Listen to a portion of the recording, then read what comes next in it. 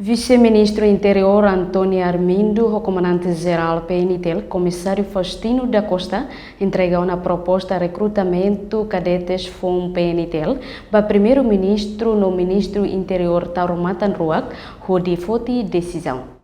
Vice-ministro Interior Antônio Armindo declara ida neba jornalista Sira, a foi participa em encontro preparação segurança para cerimônia 20 de maio tinang ida ne e a Timor Plaza de quinta-feira semana ne. Apresentação é o comando serviço mútuo com o Ministério Ramatauna e agora Sua Excelência Ministro do Interior Niliman também o Ministro Excelência Maxi decide recrutamento atau halo ka la atau halo nehira né competência para Sua Excelência Ministro do Interior mas parte da administração o comando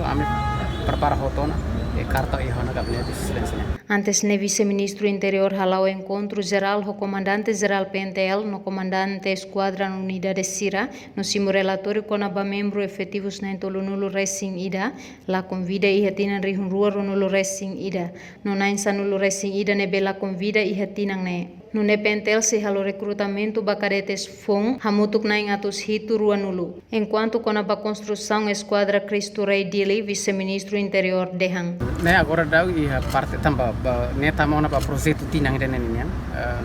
e a fundo de infraestrutura mas agora né parte técnica será halo desenho integrado né e contato no técnico será que basic rotona quando remata na maxi vai café ada no café. Reportagem da Azeveira Televisão Timor Post.